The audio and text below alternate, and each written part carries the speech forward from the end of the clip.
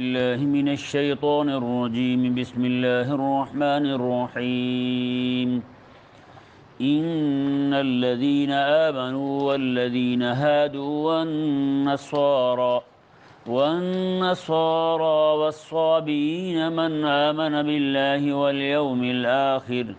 واليوم الآخر وعمل صالحا فلهم أجرهم عند ربهم ولا خوف عليهم ولا هم يحزنون. سبحان اللہ.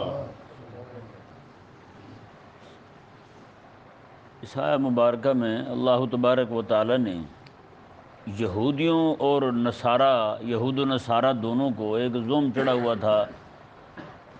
ہم تو بزرگوں کی اولاد ہیں تو ہمیں کوئی چیز نقصان نہیں دے سکتی. وہ کہتے تھے ہم جہنم جائیں گے نہیں، اور یہ کہتے ہیں نحن ابناء اللہ واحباؤہ، ہم رب کے بیٹے ہیں، واحباؤہ اور اس کے لاڈلے اور پیارے ہیں.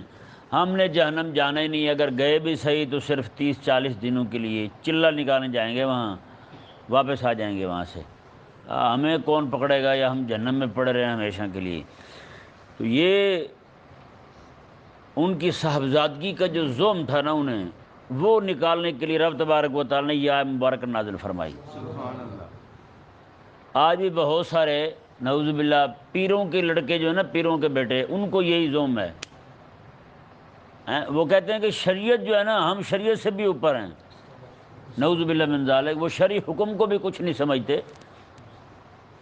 ایک بندے کے ساتھ ایسے بات ہوئی، مجھے کہتے جی آپ سید ہیں یا امتی ہیں؟ میں نے کہا سید امتی نہیں ہوتا رسول اللہ کا. نبی تو میں نے کہا آقا علیہ السلام ہے، آپ نبی تھوڑے ہیں. آپ جو اپنے آپ کو امتی ہی نہیں مان رہے تو مطلب کیا ہے بھائی؟ وہ کہتے نہیں جی ہم تو پھر سید ہوئے نا، امتی تو آپ ہوئے. پھر میں نے کہا حد نہیں کر دی آپ نے بھی. میں نے کہا کہاں بیٹھ کے آپ یہ سوچتے رہتے ہیں جناب، اپنے آپ کو جناب امت سے خارج کیے پھرتے ہیں یہ لوگ ہیں. اپنے آپ کو نعوذ باللہ خود کو شریعت سے ماورا جانتے ہیں. کہتے ہیں جی شریعت کے احکام ہم پہ نہیں چلتے ہیں. نعوذ باللہ من ذالک. ایک بزرگ تھے، ان کے پاس ایک بندہ گیا، وہ سید تھا. وہ اپنی طرف سے یہ کہہ رہا تھا کہ سید جو بھی کرے اسے سب معاف ہے. اس نے کہا جی آپ یہ بتائیں، کدو جو ہے وہ شریف ہے؟ کدو کیا ہے؟ شریف ہے. اگر گٹر میں گر جائے پھر بھی شریف تو ہے. اسے کہنے کا مطلب یہ تھا کہ کدو گندا بھی ہو جائے پھر بھی شریف ہے. وہ بزرگ بڑے پہنچے ہوئے تھے، دانا تھے، سمجھتے تھے ان کی باتوں کو. وہ کہنے لگے چلو آپ شریف کہہ لو، پاک بھی ہے. وہ جو گٹر میں گرا ہے وہ پاک بھی ہے. اس نے یہ پاک تو نہیں ہے. انہوں نے کہا پھر تم شریف کیسے کہہ سکتے ہو جو پاک ہی نہ ہو؟ جو پاک ہی نہ ہو اسے شریف کیسے کہہ سکتے ہو آپ؟ تو بھائی یہ عجیب. حضرت سیدنا امام زین العابدین رضی اللہ تعالیٰ عنہ، آپ کہیں بھی جاتے تھے نا بازار میں سودا لینے کے لیے، تو آپ کے خدام کہتے تھے حضور نے بتا دیں میں سید ہوں تو آپ کو سستی شے مل جائے گی. امام زین العابدین رضی اللہ تعالیٰ عنہ فرمایا کرتے تھے نہ، میرے نانے کا نام بہت اونچا ہے، میں 2 ٹکوں کی خاطر اپنے نانے کا نام نہیں بیچنا چاہتا. یہ مجھ سے نہیں ہوتا. بتائیں بھائی. تو یہ عجیب لوگوں میں خبط ہے. آج جس پیر کے بیٹے کو ہاتھ لگا کے دیکھیں وہ جناب خود کو شریعت سے ماورا جانتا ہے. اور کسی نے پوچھے نا کسی بندے سے، یار بچھو، وہ 40-50 بچھو نیچے گھوم رہے تھے، ٹھوئیں وہ گھوم رہے تھے نیچے. اس نے کہا ان میں زہریلا کون سا ہے؟ اس نے کہا تو اس کے دم پہ ہاتھ رکھ، تجھے پتہ چل جائے گا کون سا زہریلا ہے. 4-5 کے ہاتھ رکھ لے، ساری سمجھ آ جائے گی تجھے. تو جس کو بھی ہاتھ رکھیں وہ آگے سے اس کا حال یہی ہوتا ہے. تو یہ یہود و نصارہ کا حال یہی تھا. وہ بھی اپنے آپ کو یہ سمجھتے تھے کہ ہم اللہ تعالیٰ کے لاڈلے اور پیارے ہیں، تو ہمیں تو بھائی کوئی پکڑ نہیں ہوگی. جیسے آج ہمارے ہاں پورا سال بدماشیاں کرنے کے بعد نا جی ربیع الاول میں ایک دیگ چاول کی پکا کے نا بریانی کی، اور ایک کو لپاڑا سا مولوی بلا کے، وہ مولوی اسے جنت کے دروازے میں داخل کر کے تالا لگا کے خود پیسے لے کے وہاں سے چل جاتا ہے. ہوتا ہی نہیں ہوتا. وہ بندہ ذہنی طور پہ اپنے آپ کو نامراد جنتی سمجھ رہا ہوتا ہے. کہتے جی اب میرے کو کون نکال سکتا ہے جنت سے ہیں. اور اوپر سے شاعر ایسے بدماش ہیں، انہوں نے شعر لکھ دیے. ایک بندہ شاعر شعر پڑھنے لگا، کہتا جنت میرے باپ آدم کی ہے، میں تو ایسے بڑھ جاؤں گا. میں نے کہا بابا جی خود زمین پہ تشریف لائے تو کیسے بڑھ جائے گا بھائی؟ بتا. وہ حیا کر یار، کیسی باتیں کرتا ہے تم۔ وہاں جانا کس نے ہے بھئی؟ اللہ تبارک و تعالیٰ نے اس آیت مبارکہ میں یہ صاحبزادگی کا زوم رکھنے والے لوگ جو ہے نا، ان کے اللہ تبارک و تعالیٰ نے کلے ہی کھول دی ہے۔ ہاں، رب تبارک و تعالیٰ نے ان کے پول کھول دیے ہیں، بلکہ واضح کر دیا رب تبارک و تعالیٰ نے کہ اللہ کے ہاں جو ہے نہ صاحبزادگی کام آئے گی۔ ایک بہت بڑے صوفی بزرگ تھے ہمارے، وہ ایک جگہ گئے تو وہاں دیکھا پیر صاحب کا بیٹا بیٹھا ہوا ہے، اور باقی سارے لوگ عاجزی سے کام کر رہے ہیں، وہ ایک بیٹھا ہوا ہے۔ انہوں نے کہا یہ صاحبزادہ تو نہیں کہیں؟ انہوں نے کہا یہ صاحبزادہ ہے۔ انہوں نے کہا جو ایک بار صاحبزادہ بن جائے پھر انسان نہیں بنتا۔ ہاں، جو ایک بار صاحبزادہ بن جائے پھر انسان نہیں بنتا۔ صاحبزادگی ایسا بڑا بھیڑ ہے جی۔ یہاں ہمارے بھی کچھ دوست ہیں مولوی بیچارے، وہ بھی اپنے آپ کو صاحبزادہ کہتے ہیں۔ اور میں نے کہا یار وہ صاحب دکھاؤ تو صحیح جس کے تم زادے ہو ہیں، مجھے تو کچھ اور زیادہ ہی لگتے ہو تم، تمہارا جو لچھن ہیں۔ پیزا بھی کھا کے اس کے بھی اسکرین شاٹ لگا رہے ہیں موبائل پر، پیزا کھا کے وہ لگا رہے ہیں جناب، اسٹیٹس پہ لگا رہے ہیں اور فیس بک پہ لگا رہے ہیں پیزا کھا رہے ہیں۔ میں نے کہا تمہیں حیا ہے؟ کریم آقا علیہ السلام تو یہ فرماتے ہیں گھر میں کوئی چیز کھاؤ تو تم زیادہ لے کر آؤ، اپنے بچوں کے لیے بھی اور ہمسائے کے بچوں کے لیے بھی ہیں۔ فرمایا کہ اگر تم ہمسائے کے بچوں کے لیے نہیں لا سکتے تو پھر اپنے بچوں کو چھپا کے کھلاؤ، تو یہ نہ ہو کہ وہ بیچارے دیکھیں اور ان کا دل پسیج جائے، ماں باپ اس کے غریب ہوں، وہ نہ لے کے دے سکیں ان کو پھر ہیں۔ یہاں یہ حکم ہو کہ تو تمہارا بچہ بھی بیٹھا ہے ساتھ یتیم بچہ بھی بیٹھا ہے، تو تم اس یتیم بچے کے سامنے اپنے بچے کو اٹھا کے اس کا منہ نہ چومو، اس کے دل پہ کیا گزرے گی کہ میرا بھی ابا ہوتا تو مجھے بھی وہ پیار کرتا۔ اسلام تو اتنا لوگوں کے دل رکھنے کے لیے اتنے احکامات جاری کرتا ہے، تو پھر تمہاری حرکتیں کیا ہیں یار بتائیں؟ تم کیا کہتے پھر؟ تو مولوی ہو کر اپنے آپ کو عالم کہہ کر تمہارے لچھن یہ ہیں۔ اللہ تبارک و تعالیٰ سمجھنے کی توفیق عطا فرمائے۔ وہ کیا چودھری ہوٹل پہ پرانی باسی بریانی کے آرڈر دے کے نا بھی وہ بھی تصویریں شیئر کر رہے ہوتے ہیں، جب روٹی کھاتے ہوئے فلان شے کرتے ہوئے فلان۔ میں نے کہا ایک ہی مقام رہ گیا تمہارا، خیال کرنا کہیں وہی شیئر نہ کر دینا بھولے سے، کہ نہیں؟ ایک مقام سب کو پتہ ہے۔ اچھا جی، اللہ تبارک و تعالیٰ نے ارشاد فرمایا ان الذین آمنوا والذین ہادوا والنصارى والصابئین۔ یہ ذہن میں یہ آیت مبارکہ 62 جو ہے نا، اس آیت مبارکہ کے متعلق مجھے کئی سارے لبرل لوگوں نے مجھے سوال کیا، اور کئی سارے لوگ اپنے مسلمان جو بھولے بھالے ہوتے ہیں وہ بھی گھبرا کے آ کے پوچھتے ہیں ہاں جی اللہ تعالیٰ نے تو یہاں فرمایا ہے۔ یہ آیت مبارکہ پہلے ترجمہ سنیں پھر میں یہ تقریر کرتا ہوں آپ کے سامنے۔ اللہ تعالیٰ نے ارشاد فرمایا ان الذین آمنوا، بے شک وہ لوگ جو ایمان لائے، والذین ہادوا، اور وہ جو یہودی ہیں، والنصارى، اور وہ جو نصارہ ہیں، والصابئین، وہ ستاروں کی پوجا کرنے والے مشرک ہیں۔ فرمایا کہ یہ لوگ سارے من آمن باللہ والیوم الآخر، جو ایمان لایا اللہ پر اور آخرت کے دن پر، وعامل صالحا، اور اچھے عمل کیے، فلہم اجرہم عند ربہم، تو ان کے لیے اجر ہے ان کے رب کے ہاں، فلا خوف علیہم ولا هم یحزنون، انہیں نہ کوئی خوف ہوگا نہ کوئی غم ہوگا، انہیں قیامت والے دن کوئی خوف و غم نہیں ہوگا۔ اب یہ آیت مبارکہ پڑھ کے یہ جو بے دین ہیں یہ مغالطہ دیتے ہیں کہ اللہ نے ارشاد فرمایا کہ مومن ایمان والے اور یہودی اور نصارہ اور ستاروں کی پوجا کرنے والے صابی، یہ چاروں جو ہیں یہ جنت جائیں گے، نیک عمل کریں تو یہ جنت جائیں گے، لا خوف علیہم ولا هم یحزنون، انہیں نہ کوئی خوف ہوگا نہ انہیں غم ہوگا کوئی۔ یہ سوال اشکال پیدا کرتے ہیں اور لوگوں کو گمراہ کرتے ہیں۔ مطلب ان کا یہ نہیں ہوتا کہ انہیں جنتی ثابت کریں، مطلب ان کا یہ ہوتا ہے کہ اسلام کو بے وقت ثابت کر دیا جائے، اسلام کو غیر اہم ثابت کر دیا جائے کہ مانو نہ مانو، جب یہودی جنت جا رہا ہے، نصارہ جنت جا رہے ہیں اور ستاروں کی پوجا کرنے والے مشرک جنت جا رہے ہیں، تو پھر کچھ بھی بن جاؤ آپ، کچھ بھی بن جاؤ آپ۔ تو میں نے آج صبح جب یہ آیت مبارکہ آئی تو میں نے کہا کہ اس پر آج تھوڑی سی تفصیل کے ساتھ گفتگو کر دی جائے، تاکہ جو ہے نا ان لوگوں کا یہ اشکال جو ہے، بلکہ یہ ان لوگوں کی قرآن کے اندر جو تحریف ہے اس کی صفائی کر دی جائے۔ تو سب سے پہلی بات جو ہے نا وہ یہ ہے ان الذین آمنوا سے مراد وہ لوگ ہیں جو منافق ہیں۔ کون ہیں؟ منافق ہیں۔ رسول اللہ علیہ السلام کے زمانہ مبارکہ میں جو منافق تھے یہاں وہ مراد ہیں کہ منافقوں کو کہا جا رہا ہے کہ بے شک وہ لوگ جو زبانی کلامی ایمان لائے ہیں۔ کیا کیا انہوں نے؟ صرف زبانی ایمان لائے ہیں۔ انہوں نے کہا کہ ہم تو بھی ایمان لائے ہیں، اور اللہ تعالیٰ نے فرمایا کہ لا تقولوا، تم یہ نہ کہو کہ ہم ایمان لائے ہیں، بلکہ تم یہ کہو کہ ہم اسلام لائے ہیں۔ ایمان تو ہوتا ہے دل سے، اسلام تم جو لائے ہو نا وہ تو ظاہری طور پر نماز پڑھ رہے ہو، ساتھ روزہ رکھ رہے ہو، زکوٰۃ دے رہے ہو، یہ تو لوگوں کے سامنے کر رہے ہو، یہ تو اسلام ہے، یہ احکامات مان رہے ہو تم۔ ایمان تمہارے دل میں داخل نہیں ہوا، ٹھیک ہے نا جی۔ یہ انہیں کہا جا رہا ہے جو منافقین ہیں۔ کون ہے مراد یہاں پہ؟ منافقین جو زبانی ایمان لاتے ہیں، انہیں کہا جا رہا ہے انہیں کہ تم بھی اپنے آپ کو مومن کہتے ہو۔ یہ والے مومن ہیں جو زبانی مومن ہیں۔ کون سے مومن مراد ہیں؟ جو زبانی مومن ہیں، اپنے آپ کو زبان سے مومن کہتے ہیں وہ مومن نہیں۔ اچھا جی، اللہ تبارک و تعالی نے دوسرا جو معنی یہاں بنتا ہے وہ یہ ہے کہ یہاں پر تفریق کی جا رہی ہے۔ یہاں پھر آمنو سے مراد مومن ہی ہوں گے۔ کون ہوں گے مراد؟ مومن ہی مراد ہوں گے، لیکن حقیقت کے اندر یہاں پہ یہ واضح کیا جا رہا ہے جیسے وہ اپنے آپ کو پکا ٹھکا جنتی کہتے تھے۔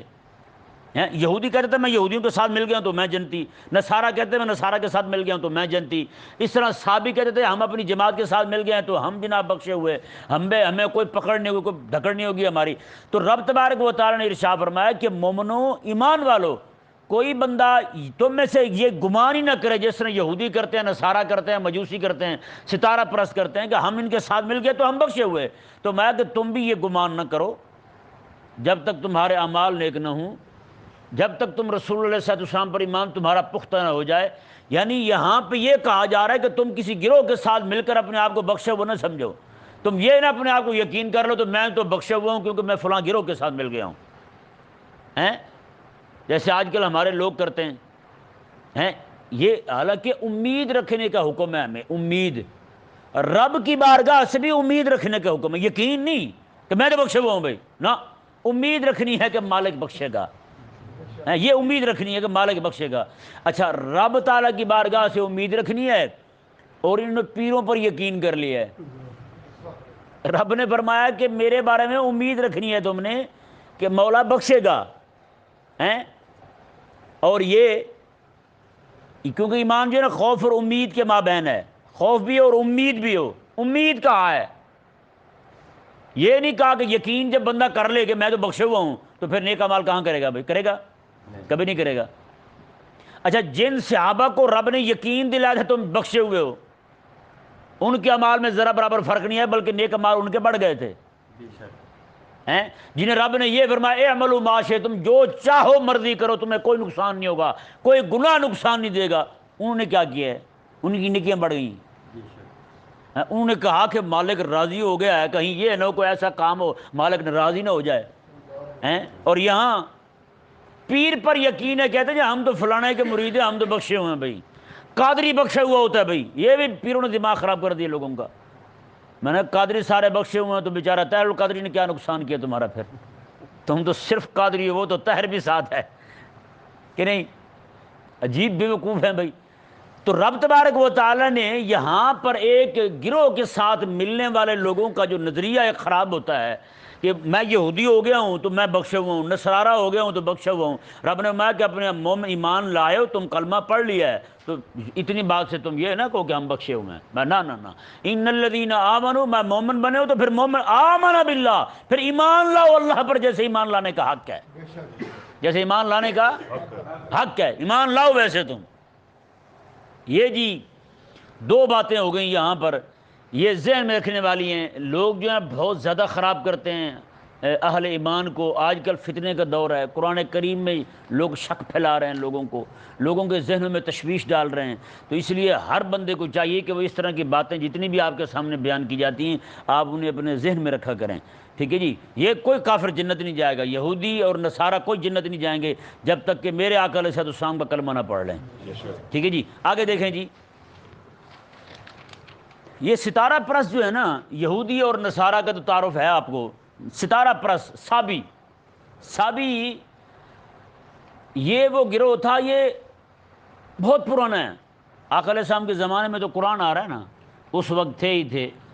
ابراہیم علیہ السلام کے دور میں ان کا بڑا زور تھا، ان کے دور میں بڑا زور تھا، کیونکہ اللہ تعالیٰ نے قرآن پاک میں آپ کے مناظرے کا ذکر کیا۔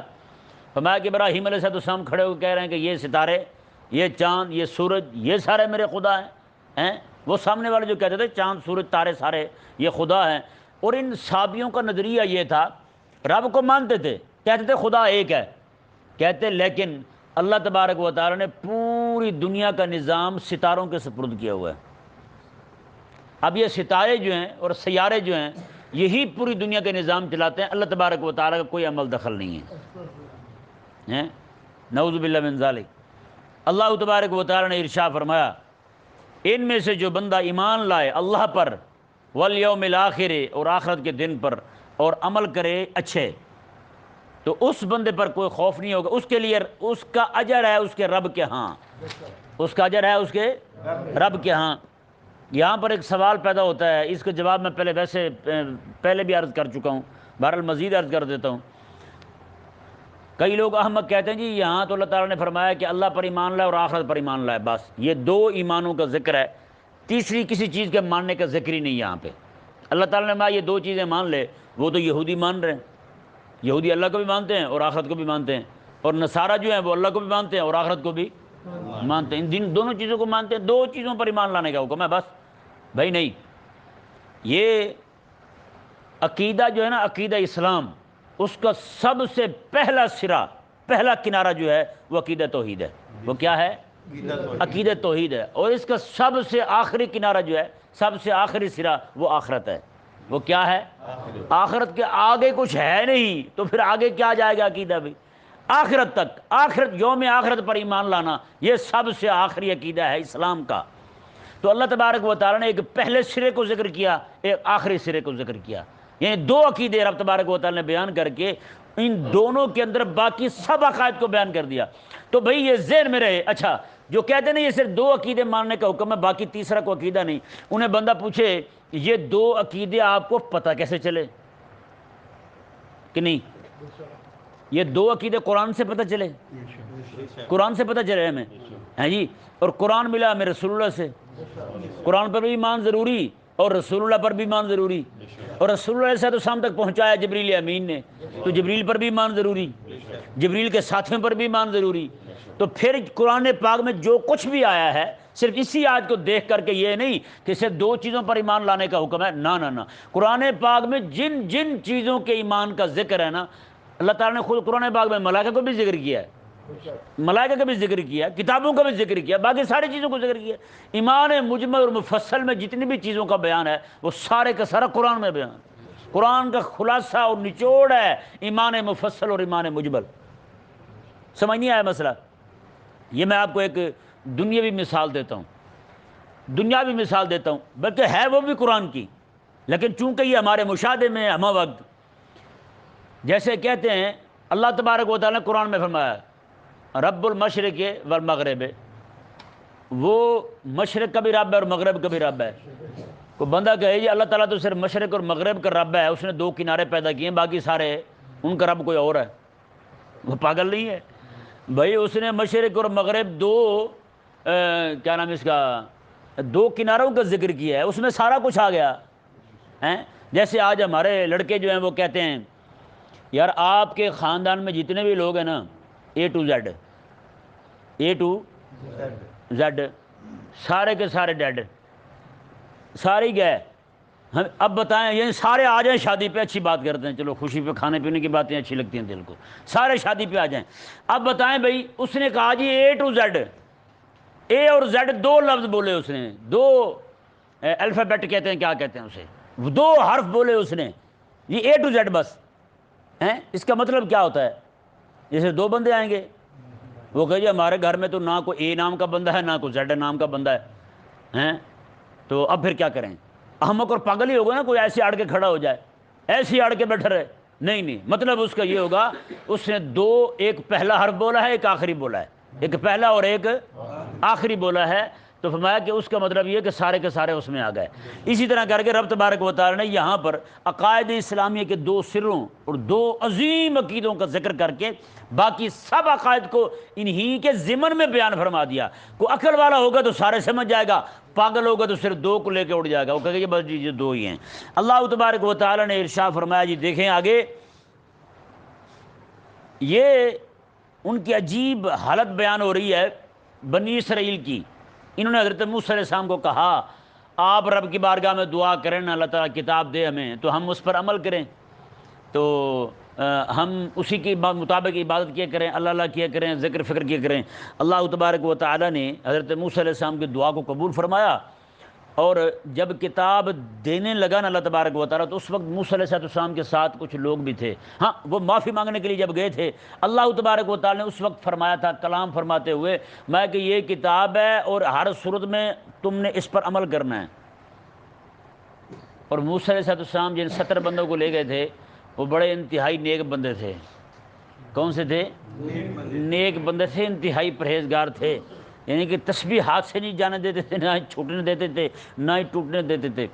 وہ وہاں سے واپس آئے تو اپنی قوم کو کہنے لگے، وہ کتاب تو مل گئی ہے اللہ تعالیٰ کی طرف سے، اب اللہ نے کیا فرمایا تھا، ہر صورت میں تم نے اس پر عمل کرنا ہے. جو التجائیں کر کے کتاب مانگ رہے تھے، موسیٰ علیہ السلام کی بارگاہ میں بار بار کہہ رہے تھے کتاب لائیں جی، کتاب لائیں، کو ہم بھی پڑھیں، ہم بھی علم والے ہو جائیں، ہمیں بھی کوئی 4 علم کی باتیں آ جائیں. تو وہی لوگ جو ہیں 70 بندے جو گنے چنے تھے، وہ ساتھ گئے تھے. رب نے یہ فرمایا کہ ہر صورت میں عمل کرنا ہے. واپس آئے تو لوگوں نے پوچھا، ہاں سناؤ کیا بنا، تم نے بھی کچھ سنا تھا؟ اس نے کہا سنا تھا، اللہ تعالیٰ نے فرمایا یہ کتاب دے رہا ہوں، اور دل کرے تو عمل کر لینا، نہ کرے تو نہ کرنا. اندازہ لگا. یہ وہ لوگ تھے، اللہ رحم فرمائے، جو معافی مانگنے گئے ہوئے تھے اللہ تعالیٰ کی بارگاہ سے، اور ایسے جناب گڑبڑ کرنے والے تھے. واپس آ کے انہوں نے کہا اللہ تعالیٰ نے اختیار دیا ہے، چاہو تو عمل کر لو، چاہے تو چھوڑ دو، کوئی ضرورت نہیں ہے ان پر عمل کرنے کی، کوئی زبردستی نہیں ہے، کوئی زور نہیں ہے. یار آپ بتائیں، وہ موسیٰ علیہ السلام کے ساتھ کے 70 بندے کیسے کہے ہیں؟ آج بھی اگر میرے ملک کا نوجوان یا ٹی وی پر بیٹھی خاتون یہ کہے کہ جناب یہ اسلام کے احکامات میرا ذاتی میٹر ہے، مانوں نہ مانوں، عمل کروں نہ کروں، میں اسلام میں کوئی پکڑ نہیں ہے، اسلام میں کوئی سختی نہیں ہے، اسلام میں کوئی زبردستی نہیں ہے، لا اکراہ فی الدین کہہ کے کہے جی کہ اسلام کو ماننا نہ ماننا، عمل کرنا نہ کرنا، یہ اپنی مرضی کی بات ہے. رب تعالیٰ نے انسان پر چھوڑ دیا، مان یا نہ مان. تو بتائیں جی، وہ یہودی اور یہ والا یہودی کو فرق ہے. لیکن وہ پھر بھی چلو خرابی کر کے بعد میں سدھر گیا تھا، یہ تو نہیں سدھرا، یہ تو نہیں نہ سدھرا. کیسے بدماش ہیں لوگ. میں اگر اسی آیت مبارکہ میں یہ بات کھولتا ہوں، اللہ تبارک و تعالیٰ نے اچھا پوری قوم نے جب دیکھا نا جی اس کے احکامات کو پڑھا، تو وہ بنسبت ہماری شریعت کے احکامات سخت تھے، وہ سارے وہیں پہ ویر گئے. سب نے بیک زبان کہا، انہوں نے کہا یہ منظور نہیں ہے ہمیں، یہ ہمیں منظور نہیں ہے. جیسے یہاں کہتے ہیں نا، پہلے کہتے تھے سلیکٹڈ وزیر اعظم منظور نہیں، اب کہتے ہیں امپورٹنٹ وزیر نہیں منظور نہیں. بندہ پوچھے ذلیلو کیا منظور ہے تمہیں، وہ ہو یا وہ جو بھی ہو. اللہ اکبر. علامہ سعد الدین تفتزانی بہت بڑے بزرگ گزرے ہیں، بہت بڑے عالم تھے. تو بادشاہ جو ہے نا امیر تیمور بیمار پڑا ہوا ہے، یہ آئے تو ان کا نا 7 تخت لگتا تھا بہت بڑا، یہ وہاں پہ سکون کے ساتھ اطمینان کے ساتھ بیٹھے ہوئے ہیں. تو بادشاہ تیمور جو ہے وہ بھی بیٹھا ہوا ہے. اچانک زور سے آندھی چلی کہیں سے، تو اتنا طوفان تھا زور سے کہ اس کے محل کے نا کنگرے گرنے لگے، نیچے اینٹیں اور پتھر گرنے لگے. وہاں جتنے بھی لوگ تھے سارے بادشاہ کے ڈر کی وجہ سے بیٹھے رہے، کہیں یہ نہ ہو کہ ہم یہاں سے اٹھیں اور بادشاہ ناراضی ہو جائے. اب ڈر تو ہر بندے کے دل میں کہ یہ نہ ہو کہ ہمارے اوپر پتھر آ گرے. جیسے پتھر گرنے لگے اوپر سے، سارے بیٹھے ہیں بادشاہ کے ڈر کی وجہ سے، صرف سعد الدین تفتزانی رحمہ اللہ اٹھے اور دوڑ گئے. بادشاہ نے کہا آپ کی جان مجھ سے بھی زیادہ قیمتی ہے، میں بیٹھا ہوں یہاں، میں بادشاہ ہوں، اور آپ ایک مولوی ہیں اٹھ کے بھاگ گئے ہیں. سعد الدین تفتزانی رحمہ اللہ نے پتہ کیا فرمایا؟ فرمایا بادشاہ اگر تو ابھی مر بھی گیا نا، کل کو تیرے جیسا گدھا کوئی اور بیٹھ جائے گا یہاں. اگر میں مر گیا نا، میرے جیسے سعد الدین تفتزانی تو پیدا سینکڑوں سال بعد ہوتا ہے، اگر کوئی تیار بھی ہونے لگے تو 50 سال اسے لگیں گے. کتنی بڑی بات ہے. میرے جیسا، کیونکہ میں عالم ہوں، میرے جیسا تیار ہونے میں 50 سال لگ جائیں گے. ایسی جلدی تیار نہیں ہوں کہ تیرے جیسے گدھے اور بھی پھرتے ہیں. تو گیا تو کل نہیں ابھی بیٹھے گا کوئی اور، تیرے انتظار میں ہیں مرنے کے، ویٹ کر رہے ہیں، سارے ویٹنگ روم میں بیٹھے ہیں. تو ذرا ایک آنکھ بند تو کر، پھونک نکلے سے تیری آخری، دیکھنا پھر کیسے بیٹھتے ہیں. تو اللہ تبارک و تعالیٰ نے ارشاد فرمایا، ہاں میں کہہ رہا تھا کہ تمہارے جیسے تو بھی بہت ہیں، سلیکٹڈ ہو یا الیکٹڈ ہو یا امپورٹڈ ہو یا پھر کچھ بھی ہو، کچھ بھی ٹیڈ ہو، لمیٹڈ ہو یا ان لمیٹڈ ہو، کچھ بھی ہو، تمہارے جیسے تو بہت پھرتے ہیں. کتنے انتظار میں ہیں. یہ جو 11-12 ٹیمیں پیچھے سارے زور لگا رہی تھی، یہ بھی سارے انتظار میں تھے، ہے یا نہیں ایسا؟ انتظار میں تھے، بلکہ زور لگا رہے تھے، اترو اترو اترو اترو، کوئی بھی آیا ہے سارے اس کے پیچھے پڑے ہیں، اترو اترو، ہے یا نہیں؟ کسی بندے نے پوری کی ہے؟ اللہ تبارک و تعالیٰ سمجھ عطا فرمائے، یہ کسی کی حرصی ایسی ہے، یہ ذلیل کر جاتی ہے بندے کو، کسی کھاتے کے نہیں چھوڑتی۔ کریم آقا علیہ السلام نے فرمایا کہ عہدے کا اور جناب اس کا جو پجاری ہے نا بندہ، آقا علیہ السلام نے فرمایا 2 بھیڑیے اگر بھیڑوں میں چھوڑ دیے نا، اتنا نقصان وہ بھی نہیں کرتے جتنا نقصان دین کا اور ایمان کا یہ لوگ کرتے ہیں۔ جہاں پہ 2 بھیڑیے ایسے بگیاڑ نقصان کرتے ہوں، تو جہاں پہ 12-13 اکٹھے ہو جائیں، پوری تحریکیں ہوں، پوری جماعتیں ہوں، جہاں ایسے ایسے لوگ ہوں، تو پھر کتنی بربادی کریں گے یار۔ ایک کل کہہ رہا تھا کہ ایبسلیوٹلی ناٹ امریکہ کو، ایک کہہ رہا تھا نو، نہ اس نے کہا نہیں ایبسلیوٹلی ناٹ جو ہے نا وہ بیانیہ پاکستان میں چل ہی نہیں سکتا، یہ آپ کے پاکستانی وزیر اعظم نے کہا۔ اس نے کہا امریکہ کی مخالفت پاکستان میں نہیں ہو سکتی۔ اس نے کہا یہ ہمارا اتنا عظیم ڈیڈی ہے، ہم اس کے بھی مخالف ہو سکتے ہیں؟ بولے بتائیں کیا کیسی باتیں کرتے ہیں آپ، ایسے احمق ہیں۔ یعنی یہاں پر خدا رسول کے قانون کو ایبسلیوٹلی ناٹ کہہ سکتے ہیں، امریکہ کو نہیں کہہ سکتے۔ رب تبارک و تعالیٰ جس قوم کا بیڑا غرق کرے پھر اس قوم کا حال یہ ہوتا ہے۔ دیکھیں جی، رب تبارک و تعالیٰ نے ارشاد فرمایا، اب انہوں نے جب پوری قوم نے انکار کیا نا کہ ہمیں منظور نہیں ہے یہ کتاب، ہمیں رہنے دے، ہمیں نہیں چاہیے کتاب، بڑے سخت احکام ہے، ہم سے عمل نہیں ہوتا، اللہ تعالیٰ نے اسی وقت جبریل امین علیہ السلام کو فرمایا کہ کوہ طور کو اٹھا کے نا ان کے اوپر کر دو، اور ان کے اوپر پتہ کتنا ہوا؟ صرف انسان کے قد جتنا، بالکل سروں کے اوپر آ گیا تھا، پہاڑ کوہ طور پوری قوم کے اوپر اس طرح کر کے اس طرح تان دیا گیا اوپر۔ اللہ تبارک و تعالیٰ نے فرمایا میں ہاں لیتے ہو کتاب یا نہیں؟ کتاب لیتے ہو یا نہیں؟ اس وقت فرمایا کہ کتاب نہیں لیتے تو جبریل امین علیہ السلام کو حکم تھا کہ ان کو لتاڑ دیا جائے، ٹھیک ہے جی۔ اور یہاں پر علماء نے یہ بھی لکھا کہ یہاں پر پہاڑ اوپر کرنے کا مقصد جو ہے نا ایک یہ بھی تھا، حکمت یہ بھی تھی کہ انہیں رب تبارک و تعالیٰ کی قدرت پر یقین ہو جائے، اور موسیٰ علیہ السلام کی نبوت پر یقین ہو جائے۔ اس ذلیلو، یہ رب بھیج رہا ہے اور موسیٰ علیہ السلام رب کی طرف سے لا رہے ہیں، اپنی طرف سے تھوڑا لا رہے ہیں، تو تم کیوں ایسی حرکتیں کرتے پھرتے ہو؟ پہاڑ جب اوپر آیا نا جی تو حضرت موسیٰ علیہ السلام نے میں حیا کرو، سارے سجدے میں گر جاؤ۔ اب یہودیوں نے، ان لوگوں نے، بنی اسرائیل کے لوگ تھے، انہوں نے سجدہ پتہ کیسے کیا اللہ تعالیٰ کو؟ ایسے سر رکھ کے نا نیچے، ایک ماتھا جو ہے نا اس کی ایک جانب نیچے رکھی ہوئی تھی، ایک اوپر آنکھ سے دیکھ رہے تھے کہیں آ تو نہیں رہا۔ یعنی جب موسیٰ علیہ السلام کھڑے کہہ رہے ہیں کہ تم سجدہ کر دو، مان لو رب کے احکامات کو، تم پر پہاڑ نہیں گرے گا، یعنی ایسی حالت میں یعنی مان کے بھی انہیں رب پہ اعتماد نہیں رہا۔ ہاں کہیں یہ نہ ہو کہ رب کیا ہے کہ ہم نیچے جائیں اوپر سے گری جائے، بندہ پوچھے تم اوپر دیکھ بھی رہے ہو تو کیا بچ جاؤ گے؟ پھر رب اوپر سے پہاڑ ہی چھوڑ دے تم پر، پہاڑ کوہ طور ہی تمہارے اوپر آ جائے، کیسے بچ جاؤ گے تم؟ کیسے پاگل اور احمق ہیں؟ اچھا آج تک ان میں سجدہ جو ہے نا وہ ویسا ہی ہے، سجدہ ایسے ہی کرتے ہیں یہ لوگ، جیسے ان کے وڈیروں نے کیا تھا کہ سجدہ کرتے ہیں تو ایک جو ہے نا جانب نیچے رکھتے ہیں، دوسری اوپر اٹھائے ہوتے ہیں ایسے، یہ حال ہے ان کا۔ یعنی عبادت کرتے بھی ہیں تو ایسے سجدہ کرتے ہیں آج بھی، پورا ماتھا نہیں لگاتے زمین پر، کہیں یہ نہ کوہ طور ہم پر آ جائے۔ اللہ تبارک و تعالیٰ نے، اچھا جی یہاں پر ایک اشکال وارد ہوتا ہے کہ اللہ تبارک و تعالیٰ نے جو فرمایا کہ پہاڑ ان کے اوپر کر دیا، فرمایا کہ لیتے ہو یا نہیں، تو کئی بے دین لوگ جو ہے نا وہ اعتراض کرتے ہیں ہماری شریعت پر، اور اس مسئلے پر بھی اعتراض کرتے ہیں، یہ تو زبردستی ٹھونسنے والی بات ہوئی ہیں۔ تو بھائی یہ میں پہلے بھی یہ مسئلہ کئی بار سمجھا چکا ہوں۔ ایک ہوتا ہے اسلام، کہتے ہیں مرتد کی سزا قتل کیوں ہے؟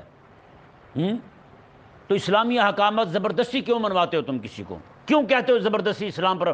اسلام تو کہتا ہے کہ اکراہ ہی نہیں ہے دین میں، تو مجبور نہیں کرنا کسی کو۔ بھائی مجبور نہیں کرنا کسی کو، یہ حکم ہے اسلام قبول کرنے کے معاملے میں۔ کسی کو آپ یہ نہیں کہہ سکتے پستول رکھ کے اس کی گردن پر کلمہ پڑھو، اگر وہ نہیں پڑھتے تو نہ پڑھے۔ کافر بن کے رہے ہمارے ملک میں، کیا بن کے رہے؟ کافر بن کے رہے۔ کافر مخالف ہوتا ہے نا، اور جو اسلام قبول کرے پھر چھوڑ جائے وہ مرتد ہوتا ہے، وہ باغی ہوتا ہے۔ کیا ہوتا ہے؟ اسلام جو ہے نا وہ مخالف کو برداشت کر لے گا، اختلاف رکھنے والے کو، باغی کو برداشت نہیں کرتا۔ یہی حال پوری دنیا کی حکومتوں کا ہے، اپنے مخالفین کو تو برداشت کرتے ہیں، چلتے رہتے ہیں، لیکن باغی کو برداشت جو کھڑا ہو گئے میں مانتا نہیں تمہارے قانون کو، اسے مانیں گے؟ کبھی چھوڑ نہیں دیں گے اسے۔ تو اسلام جو سزا دیتا ہے نا، وہ سزا دیتا ہے مرتد کو جو باغی ہے۔ سمجھ آیا مسئلہ؟ اچھا، ایک تو یہ مسئلہ ہوا۔ دوسرا مسئلہ یہ کہ زبردستی احکامات بنوانا، یہ ایسے ہی ہے بھائی، جیسے کوئی عورت باہر جا رہی ہو، ایسے کوئی بندہ کھڑا ہو کے اسے کہہ سکتا ہے چل میرے گھر؟ نہیں نہ کہہ سکتا، زبردستی نہیں کہہ سکتا۔ لیکن وہی بندہ چلا جائے اگر اس کے گھر میں جا کے کہے جی اس کے والدین کو کہ میں آپ کی بیٹی کا رشتہ مانگنے آیا ہوں، وہ رشتہ دے دیں، اور وہ خاتون جو ہے وہ بھی جناب قبول کہہ دے، کہہ کے مجھے قبول ہے۔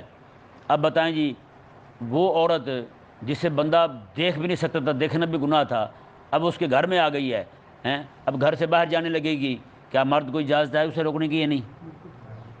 کیوں بھائی؟ اسے کیوں اجازت ہوگی بھائی؟ یہ تو زبردستی نہیں ہے، زبردستی ہے نا۔ اس نے کہا یہ زبردستی بھی اب اس کے لیے حلال ہو گئی ہے، کیوں کہ اب اس نے قبول کہہ دیا ہے۔ اس نے کیا کہہ دیا ہے؟ قبول کہہ دیا ہے۔ اسلام بھی اسی طرح کر کے جو بندہ اسلام قبول نہیں کرتا، اسلام قبول نہیں کرتا، اسے اسلام نہیں کہتا کہ قبول کر، اسے اسلام مجبور نہیں کرتا، کہتا ضرور ہے قبول کر اسلام کو، لیکن مجبور نہیں کرتا۔ دھکے کے ساتھ اسلام کسی کو اپنے احکامات اسلام لانے سے پہلے نہیں تھوپتا۔ ہاں، اسلام قبول کر لے بندہ تو پھر اسلام کے احکامات کو ماننا ہر بندے پر ضروری ہو جاتا ہے، پھر حاکم پر لازم ہے کہ پھر ڈنڈے کے زور پر بھی انہیں منوائے۔ یہ بنی اسرائیل کے لوگوں کی نا طبیعت ویسی ہو گئی تھی، یعنی فرعونیوں کے پاس تھے تو کام کرتے کرتے تھک جاتے، بیٹھتے تو وہ ڈنڈے مارتے تھے، ڈنڈے مار کے ان سے کام لیتے تھے۔ مزاج ہو گیا تھا ان کا ڈنڈے کھانے کا، جیسے گدھا نہیں ہوتا ہیں، گدھا جو ہے وہ کمہار کے پاس ہوگا، 40 گدھے ایک بندے کمہار کے پاس، وہ جناب گدھے سارے لائن سے کھڑے ہوں گے، وہ اینٹیں لاد دے گئے گدھے پر، گدھا خود بخود آگے چلا جائے گا۔ کمہار کے اس طرح کہنے سے پہلے چلتا بھی نہیں ہے، یہ نہیں ایسا؟ گدھا اتنا دانا ہے، وہ کس طرح اتنی اس کو سمجھ آتا ہے، وہ سائڈ پہ کھڑا ہو جائے گا، دوسرا گدھا خود بخود سامنے آ جائے گا، اس پہ اینٹیں رکھے گا۔ 40 گدھے جب سارے لوڈ ہو جائیں گے تو پھر جناب وہ سب کو کہے گا، اشارہ دے گا، سارے چل پڑیں گے گدھے، ہے یا نہیں؟ ایک مرتبہ جگہ دکھائے گا، اسی جگہ پر دوبارہ آئے گا، پھر جائے گا، پھر جائے گا، پھر آئے گا، ایسے ہے یا نہیں؟ اگر وہی گدھا گلی میں آ جائے تو بتائیں کسی کی بات سنے گا؟ ادھر ٹانگیں اٹھا اٹھا کے مارے گا، ادھر جائے گا ادھر جائے گا، حال یہی ہوتا ہے ہر جانب۔ تو بنی اسرائیل جو ہیں ان کا حال بھی کچھ اسی طرح تھا، وہ بھی ڈنڈے کے ساتھ چلنے والے تھے، ڈنڈا ان کے سر پر ہے تو مان رہے ہیں، ڈنڈا جیسے ہٹا تو پھر جناب ان کی وہی حرکتیں ہو گئیں۔ اللہ تبارک و تعالیٰ نے اس آیت مبارکہ میں کیا ارشاد فرمایا جی دیکھیں، وَإِذْ أَخَذْنَا مِيثَاقَكُمْ، میں جب ہم نے تم سے عہد لیا تھا، وَرَفَعْنَا فَوْقَكُمُ الطُّورَ، اور ہم نے تم پر کوہ طور اٹھا لیا تھا، تمہارے اوپر کر دیا تھا، خُذُوا مَا آتَيْنَاكُمْ بِقُوَّةٍ، ہم نے کہا کہ یہ کتاب تم طاقت کے ساتھ پکڑو، بڑی پوری مضبوطی کے ساتھ اسے پکڑو، تھامو اسے، وَاذْكُرُوا مَا فِيهِ لَعَلَّكُمْ تَتَّقُونَ، اور تم یاد کرو جو کچھ اس میں ہے، لَعَلَّكُمْ تَتَّقُونَ، تاکہ تم پرہیزگار بن جاؤ، تاکہ تم پرہیزگار بن جاؤ۔ اللہ تبارک و تعالیٰ نے فرمایا ثُمَّ تَوَلَّيْتُم مِّن بَعْدِ ذَلِكَ، میں کہ تم اس کے بعد بھی پھر گئے، اس کے بعد بھی پھر گئے۔ مطلب کیا ہے؟ کتاب تو انہوں نے لے لی زبردستی، پہلے پھر گئے، پہاڑ اوپر آیا، کتاب لے لی، اس کے بعد آہستہ آہستہ پھر گئے۔ اللہ تعالیٰ نے ارشاد فرمایا فلولا فضل اللہ علیکم ورحمتہ، اگر اللہ تعالیٰ کا فضل اور اس کی رحمت تم پر نہ ہوتی، اس وقت یہ آقا علیہ السلام کے دور کی بات ہو رہی ہے، میں اللہ تعالیٰ کا فضل اور اس کی رحمت تم پر نہ ہوتی، اللہ تبارک و تعالیٰ امام الانبیاء کو نہ بھیجتا اس وقت، لَكُنْتُم مِّنَ الْخَاسِرِينَ، تم گھاٹے والے ہی رہتے۔ آج اللہ تعالیٰ نے تم پر فضل فرمایا، اپنی رحمت فرمائی ہے، اس نے نبی آخر الزمان کو بھیج دیا ہے، جاؤ میرے حبیب کی بارگاہ میں کلمہ پڑھو اور مسلمان ہو جاؤ، پچھلے سارے گناہ تمہارے معاف کر دیے جائیں، یہ داغ تمہارے دھل جائیں گے سارے کے سارے، ہیں جی؟ یہ ذہن میرے یہاں پہ اللہ تعالیٰ کے فضل اور اس کی رحمت سے مراد امام الانبیاء علیہ السلام کی ذات ہے، حضور کی ذات ہے۔ اللہ تبارک و تعالیٰ نے ارشاد فرمایا جی دیکھیں، یہ انہیں کہا گیا تھا کہ تم نے ہفتے والے دن شکار نہیں کرنا، ہفتے والے دن شکار ہفتے والے دن صرف عبادت کرنی ہے میری بس۔ دیکھیں جی پورا دن انہیں کام کرنے کی اجازت نہیں تھی، ہمارے ہاں صرف 1 گھنٹہ کام روکنے کی ضرورت ہے جمعے کے وقت، ہم وہ بھی نہیں روکتے۔ جس طرح وہ انہوں نے کیا تھا نا یہودیوں نے، ایک آنکھ اوپر کی ہوئی تھی کہ نیچے کی ہوئی تھی، اس طرح کر کے یہ دکان والے بھی ایک آنکھ مسجد کی طرف رکھتے ہیں، ایک دکان کی طرف رکھتے ہیں۔ میرا کسی خاص بندے کی طرف اشارہ نہیں ہے کہ کوئی بندہ کسی کو ہی دیکھنے لگے، یہ میں مطلقاً کہہ رہا ہوں، سب کی حالت یہی ہو چکی ہے کہ وہ ایک آنکھ دکان کی طرف رکھتے ہیں، ایک دیکھتے ہیں مولوی صاحب خطبہ ختم تو نہیں کر لے کہیں، خطبہ جیسے ختم ہوا دوڑ کے جناب شٹر نیچے اور مسجد داخل ہو گئے۔ نہیں بھئی یار، ایک گھنٹہ بھی نہیں نکلتا یار آپ سے، ایک گھنٹہ 1.5 گھنٹہ، کون سی ایسی مصیبت والی بات ہے؟ تو رب تبارک و تعالیٰ نے انہیں منع کیا تھا، میں کہ جمعے والے ہفتے والے دن تم نے شکار نہیں کرنا، تو وہ کیا کرتے تھے؟ جمعے والے دن بڑے بڑے گڑھے کھود لیتے تھے، جمعے والے دن گڑھے کھود لیتے اور ہفتے والے دن جو ہے اس کا راستہ بنا دیتے، مچھلیاں ساری اس میں آ جاتی جب تو پانی بند کر دیتے، وہاں سے مچھلی ساری وہاں قید کر لیتے، اتوار والے دن پکڑ لیتے۔ یہ انہوں نے رب تعالیٰ کے حکم کی نافرمانی 70 سال کی ہے۔ کتنے سال؟ 70 سال۔ داؤد علیہ السلام نے فرمایا یہ تم کون سے ہیلے نکالے پھرتے ہو، یہ تم کیا کرتے ہو؟ رب تعالیٰ کے حکم کو باطل کر رہے ہو۔ میں کہ تم جمعے والے دن شکار تو وہی ہے نا، تم نے انہیں پکڑ لیا تو وہ تم نے وہاں علیحدہ انہیں قید کر لیا ہے، اب وہاں سے اٹھاؤ یا اسی وقت اٹھاؤ یا بعد میں اٹھاؤ، نافرمانی تم نے کر لی رب تبارک و تعالیٰ کے حکم کی۔ تو رب تبارک و تعالیٰ نے ان پر، داؤد علیہ السلام نے لعنت بھیجی ان پر۔ کیا کیا؟ جب انہوں نے نہ مانا، انہوں نے کہا نہیں جی یہ ٹھیک ہے، یہ ہے وہ ہے، داؤد علیہ السلام نے لعنت کی ان پر۔ اللہ تبارک و تعالیٰ نے رات کے وقت وہ سوئے تھے، اللہ تعالیٰ نے ان کے مردوں کو، جوانوں کو باندر بنا دیا اور ان کی عورتوں کو بندریا بنا دیا اور ان کے بوڑھے جو تھے سب کو خنزیر بنا دیا۔ رب تبارک و تعالیٰ نے اس آیت مبارکہ میں فرمایا، دیکھیں وَلَقَدْ عَلِمْتُمُ الَّذِينَ اعْتَدَوْا مِنْكُمْ فِي السَّبْتِ، اور تمہیں یقین ہے کہ تم میں سے جن لوگوں نے، جو لوگ حد سے بڑھے ہفتے کے دن کے معاملے میں، تو فَقُلْنَا لَهُمْ، تو ہم نے انہیں کہا تھا، کونوا قردۃ خاسئین، ہم نے انہیں کہا کہ تم ذلیل بندر بن جاؤ۔ تم کیا بن جاؤ؟ ذلیل بندر بن جاؤ۔ وہ بندر بن گئے، 3 دن تک روتے چلاتے چیختے رہے، بندر بن گئے، ان کی شکل ساری بندروں والی بن گئی، لیکن اس وقت بھی ان کے ہوش و حواس ٹھیک تھے۔ لوگ آ کے پوچھتے، لوگ ان کو آنکھوں سے پہچان رہے تھے، لوگ آ کے پوچھتے تھے ان سے، ہاں بھی بتاؤ ہم نے منع نہیں کیا تھا تمہیں یہ حرکت نہ کرو؟ تو سارے ہلا کے کہتے تھے کہ ہاں منع کیا تھا تم، اور ان کی بولنے کی طاقت بھی چھن گئی تھی، بول بھی نہیں سکتے تھے انسانوں کی طرح، وہ چیختے چلاتے تھے بس، اور کوئی آواز نہیں آتی تھی ان کی۔ رب تبارک و تعالیٰ نے کیا ارشاد فرمایا جی، دیکھیں فَجَعَلْنَاهَا نَكَالًا لِمَا بَيْنَ يَدَيْهَا وَمَا خَلْفَهَا، ہم نے اس واقعے کو، انہیں خنزیر بندر بنا کر ہم نے انہیں عبرت کا نشان بنا دیا اس دور کے لوگوں کے لیے، وما خلفها، اور قیامت تک آنے والے لوگوں کے لیے، قیامت تک آنے والے لوگوں کے لیے، سب کے لیے ہم نے اسے عبرت کا نشان بنا دیا، وموعظۃ للمتقین، اور پرہیزگاروں کے لیے ہم نے نصیحت بنا دی، پرہیزگاروں کے لیے۔ تو یہ ذہن میں رہے، یہ آیت مبارکہ نے واضح کر دیا قرآن پاک میں جو ایسے واقعات سارے آئیں گے، اس سے ہمیں عبرت بھی پکڑنی ہے اور نصیحت بھی پکڑنی ہے۔ اللہ تعالیٰ سمجھنے کی توفیق عطا فرمائے۔